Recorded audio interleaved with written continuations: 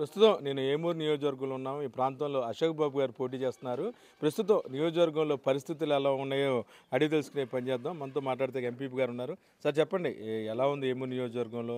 మరి పక్కన జనసేన టీడీపీ పొత్తులు ఖరారు అవుతున్నాయి. నిజంగా మీకు వచ్చే రోజుల్లో చుక్కలు చూపిస్తామని చెప్పి ఆ టీడీపీ నేతలు చెప్తున్నారు. ఏమూరు నియోజకవర్గంలో అశోక్ బాబు గారి గెలుపు ఈజీ అని చెప్పి కూడా అందరూ చెప్తున్న నేపథ్యంలో ఈ ప్రభావం ఎలా ఉండబోతుంది? సార్, ఈరోజు మనం ఏమూరు నియోజకవర్గంలో మరి అశోక్ బాబు గారు రావటం అనేది చాలా అదృష్టంగా భావించాలి మేమందరం. ఎందుకంటే మరి ప్రతి ఒక్క ఇంటికి వెళ్ళి అశోక్ బాబు గారు ప్రతి ఒక్క ఇంటికి వెళ్ళి ప్రతి ఒక్కరిని పలకరించి వాళ్ళ యొక్క మంచి చెడ్డలను ఆలోచించినటువంటి నాయకుడు ఎవరైనా ఉన్నాయంటే అశోక్ బాబు గారే.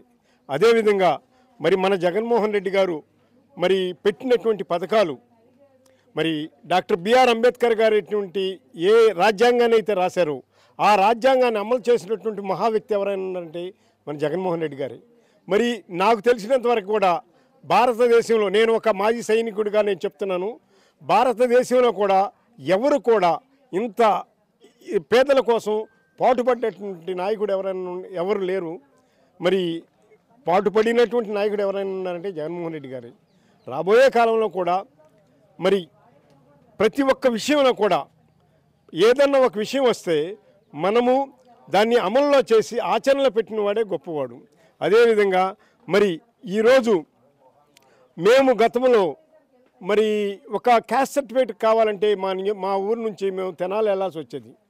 అదేవిధంగా మండలాలు వచ్చిన తర్వాత కొంతవరకు మెరుగుపడింది. మరి ఈరోజు జగన్మోహన్ రెడ్డి గారు వచ్చిన తర్వాత మరి ఇంటి దగ్గర నుంచే మేము మా మండలంలో 15 సచివాలయాలు ఉన్నాయి. 18 గ్రామాలు ఉంటే 15 సచివాలయాలు ఉన్నాయి. మరి ఆ 15 సచివాలయంలో కూడా ఎక్కడ అడుగు పెడితే అక్కడ మాకు సర్టిఫికేట్ ఇస్తున్నారు. అది 1B కావచ్చు, అడంగులు కావచ్చు, ఏదైనా సరే. మరి ఇంతగా నేను ఒక ఛాలెంజ్ చేస్తున్నానండి. మీరు చెప్తున్నారు మరి జనసేన టీడీపీ అంటున్నారు. గతంలో టీడీపీ కూడా నేను ఒకటే చెప్తున్నా, ఆ రోజు జగన్మోహన్ రెడ్డి గారు తీసుకున్నటువంటి నిర్ణయం చాలా గొప్ప విషయం. మరి భారతదేశాన్ని 17 సార్లు ఏ విధంగా అయితే మహమ్మద్ గజనీ దోచుకున్నాడు, అదేవిధంగా ఈరోజు చంద్రబాబు నాయుడు 14 సార్లు ఆంధ్ర రాష్ట్రాన్ని దోచుకుని ఆయన చేసింది ఒకటి లేదు సార్. మరి అదే పనులు ఇప్పుడు జగన్మోహన్ రెడ్డి వారు సచివాలయాలు కావచ్చు, హెల్త్ వెల్నెస్ సెంటర్ కావచ్చు, ఆర్బీకేలు కావచ్చు, కన్స్ట్రక్టివ్ వర్క్ 100 సంవత్సరాలకి సరిపడా వర్కులు చేసి పెట్టాడు. మరి చంద్రబాబు నాయుడు ఉండాలంటే ఏదో తూతూ మంత్రంగా రోడ్లు వేసాడు, వెళ్ళిపోయాడు. మరి ఇక పవన్ కళ్యాణ్ సంగతి అంటారా? ఎవరికైనా సరే ఒక నాయకుడికి నిబద్ధత అనేది ముఖ్యం. మనం ఎంత చేసింది ముఖ్యం కాదు, ఏం చేసిందని ముఖ్యం. చరిత్రలో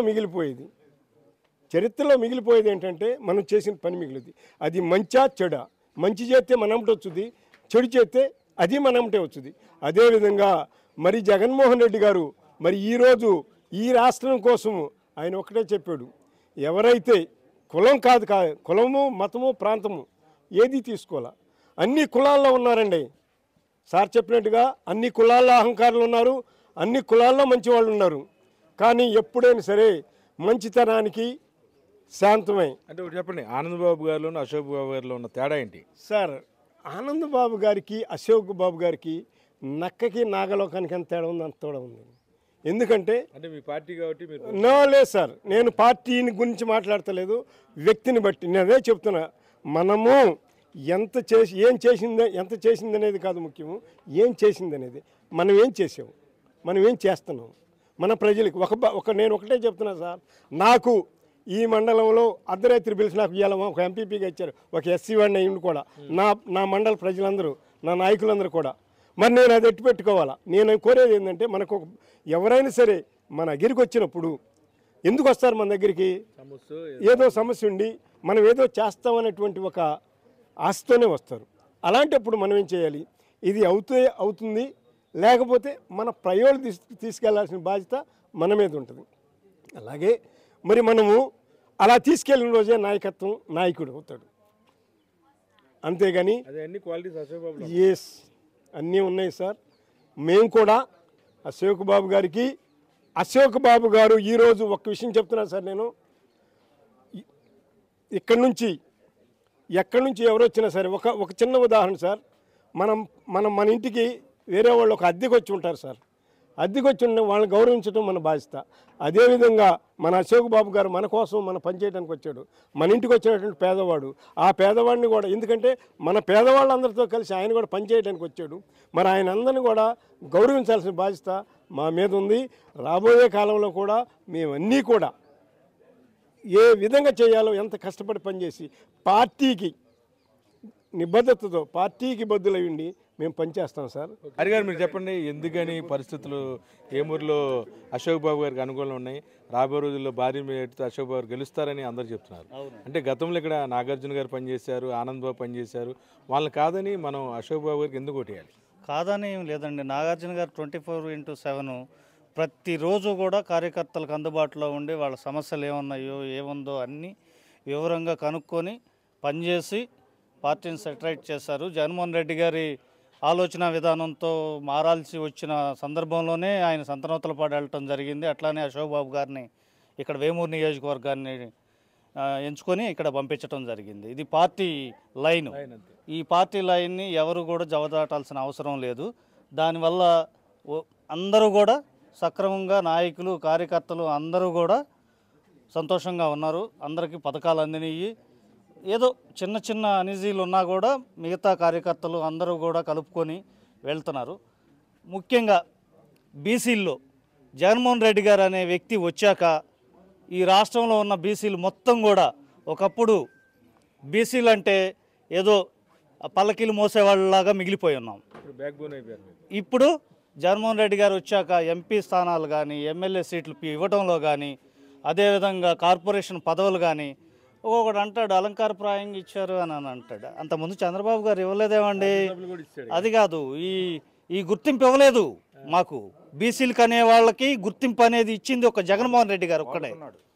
జగన్మోహన్ రెడ్డి గారే బీసీలని ముందుకు తీసుకొచ్చారు, మాకు గుర్తింపు తీసుకొచ్చారు. అదేవిధంగా మేము నిలబడేటట్టు చేశాడు.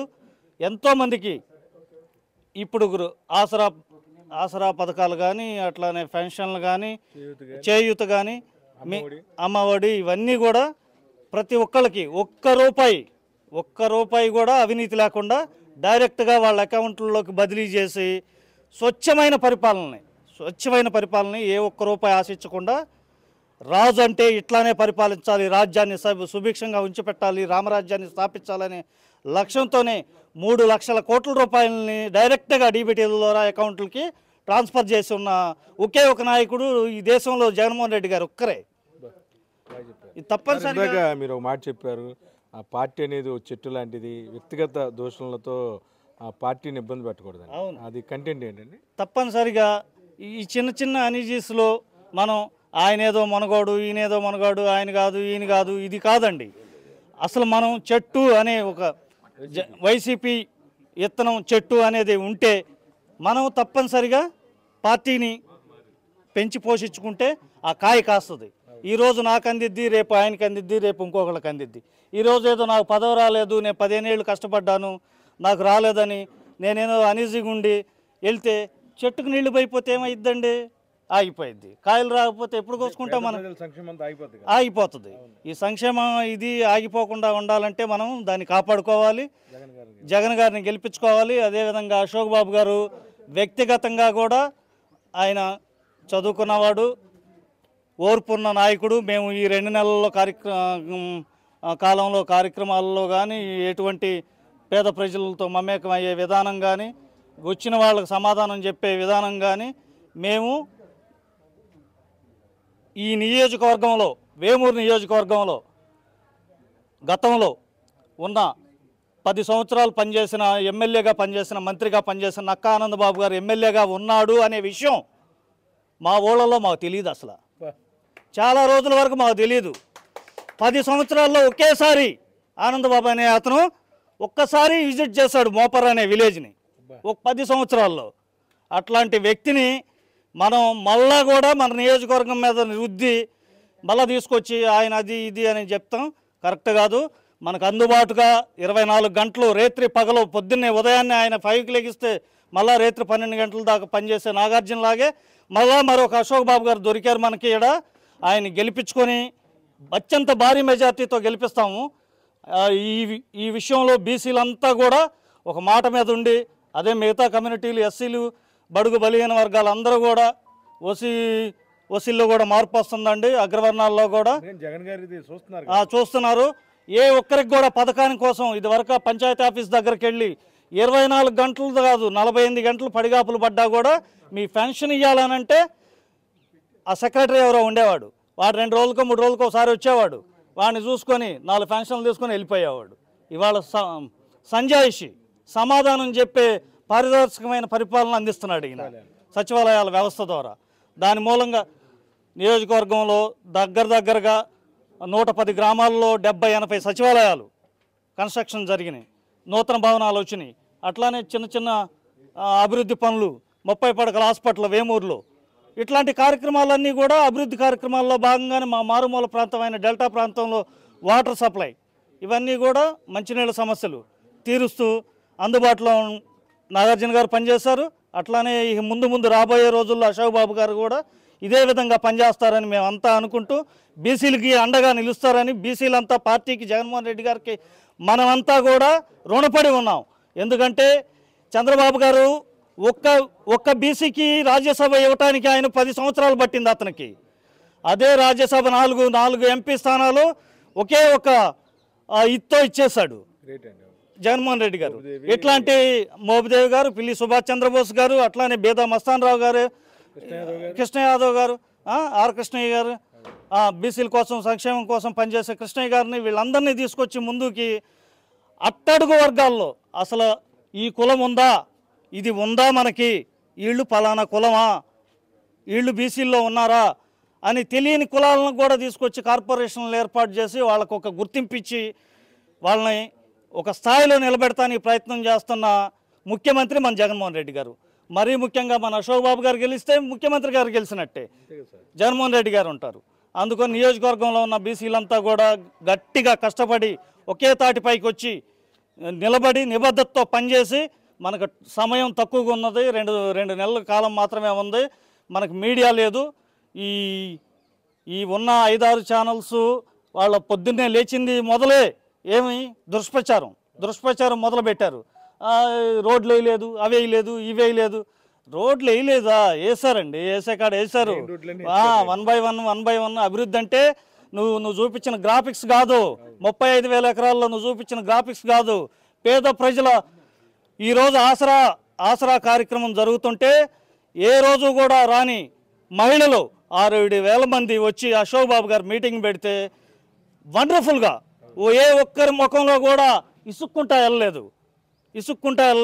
సంతోషంతో అన్న నాకు పథకం ఇచ్చాడు, అశోక్ అన్న మమ్మల్ని మంచిగా చూసుకొని పంపిస్తున్నాడు అనే ఒక భరోసా వచ్చింది. ఆ భరోసాని మహిళల్లో కల్పించడానికి ఆయన సాయశక్తుల ప్రయత్నం చేస్తున్నాడు. దాన్ని కంటిన్యూషన్ చేస్తామని మేమంతా నాయకులు అంతా ఏకతాటిపై ఉండి ఈ అశోక్ బాబు గెలుపులో 100కి 150%, 200% కష్టపడి పనిచేస్తామని ఈ సందర్భంగా చెప్తున్నామండి. మొత్తంగా కూడాను పేద ప్రజల సంక్షేమం, అభివృద్ధి, మరో పక్కన గతంలో పనిచేసిన నాయకులు ఎవరు కూడాను ప్రజలకు అందుబాటులో లేరు. చదువుకున్న వ్యక్తి, మంచి మనసున్న వ్యక్తి అశోక్ బాబు గెలుపు ఏమూరులో ఖాయమంటున్నారు స్థానిక ప్రజలు. వీడియో జర్నలిస్ట్ భానుతో కలిసి ఐ డ్రీమ్ కోసం అబ్దుల్ అలీం, ఏమూరు.